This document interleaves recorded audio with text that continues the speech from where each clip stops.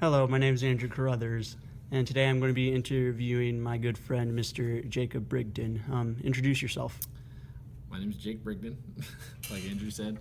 A little bit about me, I'm 26 years old. I love outdoorsy stuff, hunting and fishing and all that good stuff. I work as an exercise physiologist by trade, and that's physical therapy type of work for those who don't know.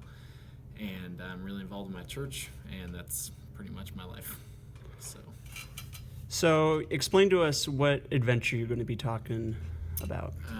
Really, the adventure that's most prevalent in my life now has become my faith in Jesus. That sounds super cheesy, but that's the truth of the matter. And how I came to that faith. Actually, to answer your question, the adventure is finding who I am and my purpose in life, which is what led to my faith. So what was your ordinary world before you started this whole adventure? The ordinary world was, to me, just that life was ordinary and had truly no purpose outside of just going to work every day and hang out with my friends, and we do just ordinary stuff, and it kind of just ended there. And I just felt like there's got to be more to life than this, and all those questions that everybody has: who am I? How do I know what my purpose is? Why am I here? And all that stuff. That's the adventure, is finding all that. Okay. So when did you really feel a call, and what was that call exactly? That's a good question. I felt the call when I had a pretty traumatic experience in my life it's a longer story than we can take to explain, but in the midst of that, I knew there's got to be more to my life than this meaningless, just live, die. Yeah, and I had some experiences to where I knew that what happened to me could only have been God, and that, along with just the philosophy of the matter of we get thirsty because water exists, then the fact that I have something going on that I'm missing means the fulfillment of that missing thing has to exist, and I knew it's God, and as I'm a naturally skeptical person, I went in and just really researched, what's this Bible all about, and I see all the evidence that this stuff is literally true, and once I saw that, I knew my other life is over. I am called to spread this message. I'm called to love people. I'm called to follow the one that created me. So that's when I got that call of just, I have to do this. This is my life. So does that answer your question? Yeah, it does. So when did you did you have a refusal? Did you really just feel like, I don't want to do this, just you didn't want to do it at all? You refused? Not really. But I did have, and I think this was one of your other questions, is that there's definitely been doubt that's happened. Yeah, or self-doubt. I question, I remember having a moment where I was like, okay, I grew up in church, but why do I believe this just at face value? So that's when I started doing all this research, and all the evidence just backed up what I already believed. So my faith really became my own, and once it became, literally just truly real, historically, philosophically, all these things, that it lines up. That's where it just pushed me to keep going in my faith. But to answer your question, yeah, I've had those doubts. Do I have this right? Is this really true? All this, but yeah, absolutely. Okay. So did you really have a mentor? So someone that just helped you with questions you had and just helped you through that kind of stuff? Oh yeah. I actually live with one of my best friends and his wife. Those two have been mentors to me in just every aspect of my life of, struggling through ideas of faith and friendships and, romantic relationships. They've mentored me in how to just kind of walk through those situations, and they've really helped out in just learning how to do life. So Okay, so what would you say was like crossing your threshold? So in like other words, when did you realize this isn't just some game now? This is like an actual adventure. This is serious. in my research of my faith, where I was having those doubts that pushed me, like I said, to see, am I believing a fairy tale in this book, or did this stuff actually happen? And as I know we only have a few minutes, so I'll spare you the details, but as I looked in detail of the facts of all this, I was just overwhelmed by the fact that this stuff has to be true. Why would people who say they saw Jesus, and then when they were faced with, hey, we're going to kill you if you don't deny seeing this risen Jesus, and they went to the grave with it. Why would people die for something that they knew was a lie? Along with a bunch of other evidence that at that point said, okay, if this guy really rose from the dead, then what we see in the ordinary world, that's not all there is, and this is not a game anymore. The only thing that I could do that has any purpose or meaning in my life would be to spread this message that there is fulfillment and there is peace and there is true life out there, and it's with Jesus. So it became real and not a game, like you said, when I just realized just the mountain of evidence for this faith. So does that answer your question too? Yeah. Okay. So what are some tests you've had? What are some of your allies, and what are some enemies that you've had throughout this journey so far? Because it's a nonstop journey. Yeah. Absolutely. My enemies have just always been not real physical people. It's more like in my own brain. Well, like I said, do I have it? Do I have this all right? Is it really real? That self-doubt. That self-doubt. And I keep studying, keep reading, and it's all true. But in terms of finding myself and who I am, I have a battle that I keep having to come back to Jesus for that validation. Is that, oh man, I don't feel good enough to do this.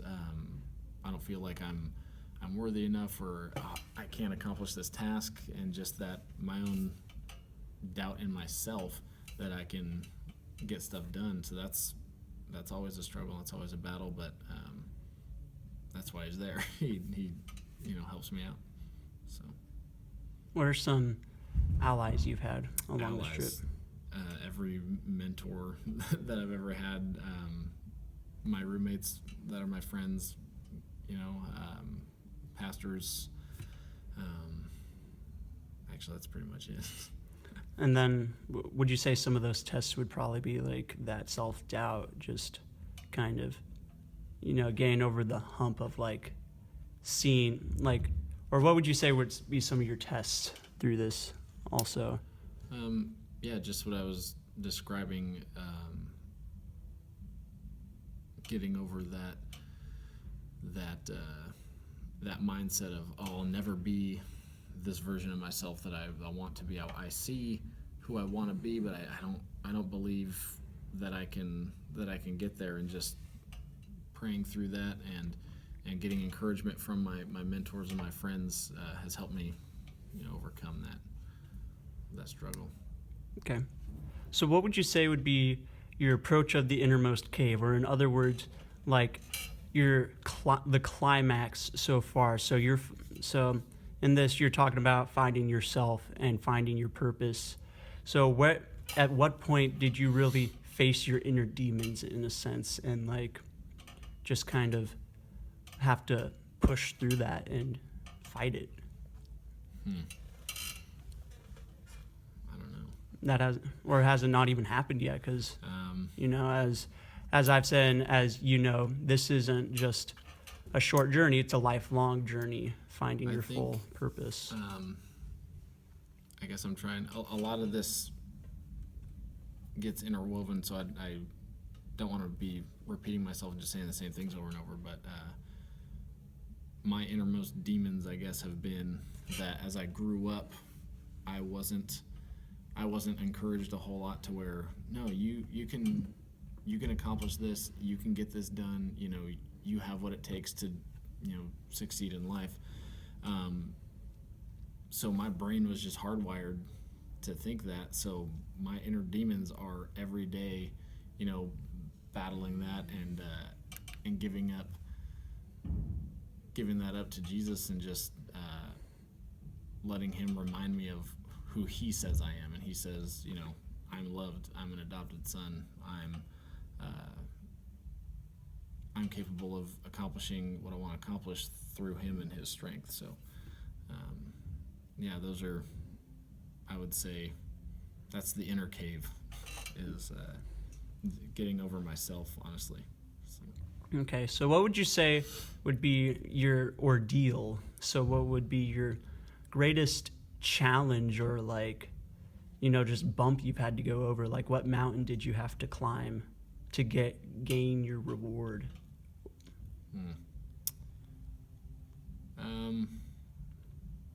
This one's also like an everyday thing, is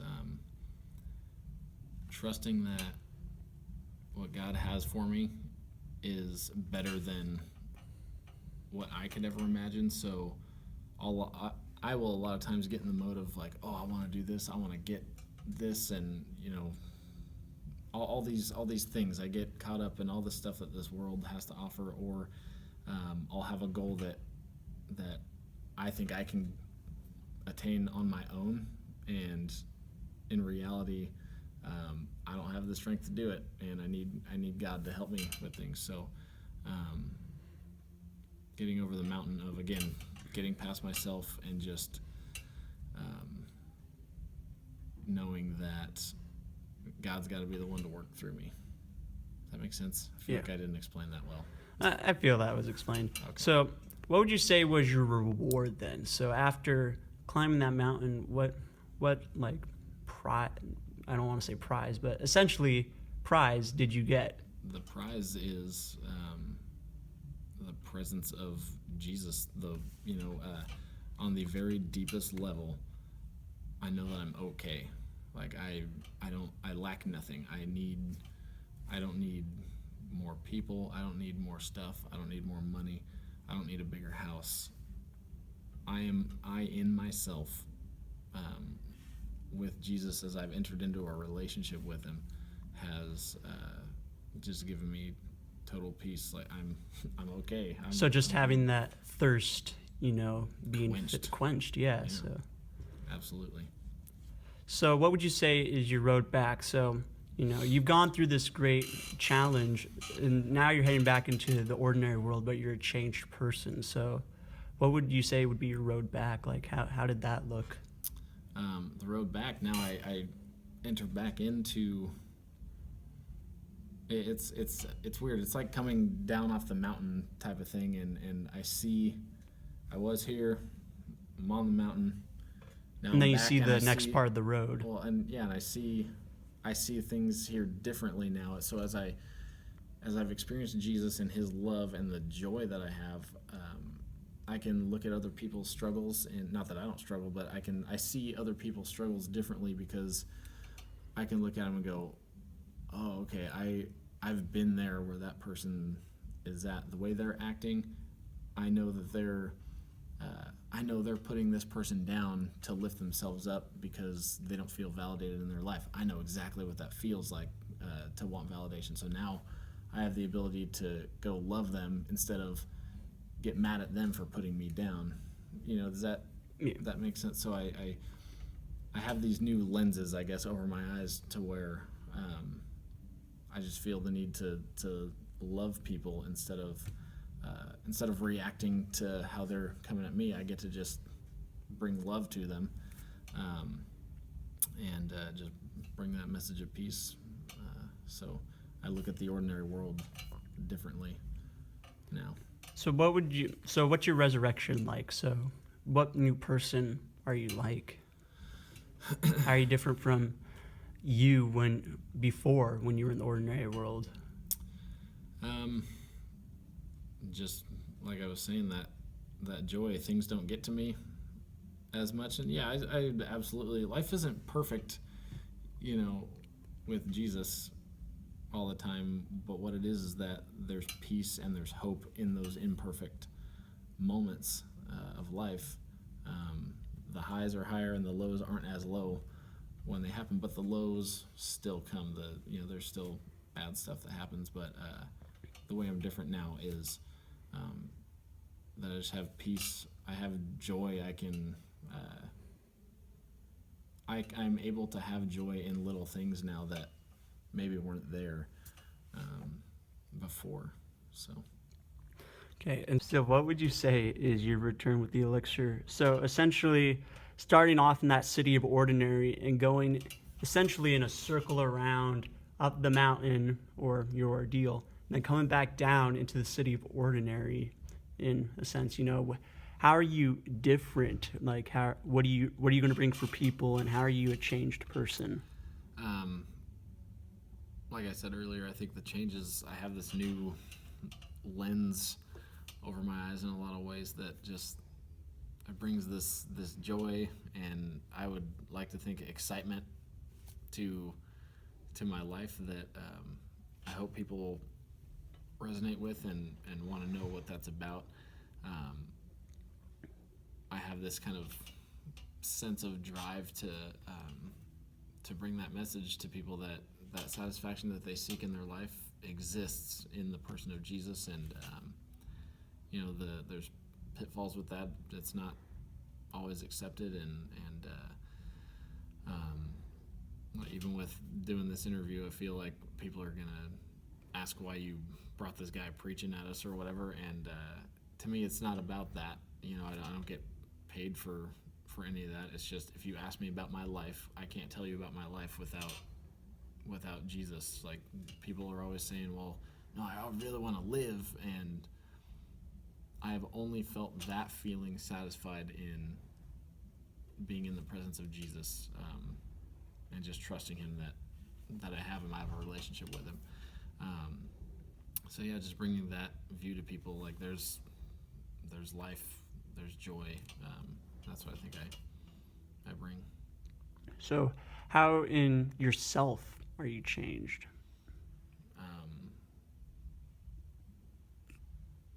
I think, again, like I said earlier, is that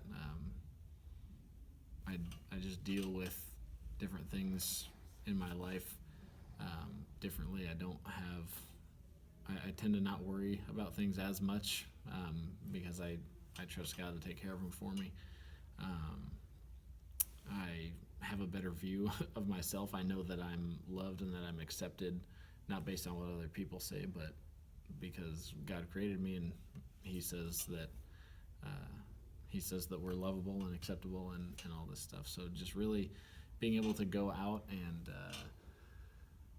and just know that I'm okay, like I said, is that's what's really changed quite a bit in me. That's what's different. Okay. Thank you for letting me interview. Yeah. So You got it. It's been a pleasure. Thanks. Say bye. Thanks for interviewing me. Bye, guys.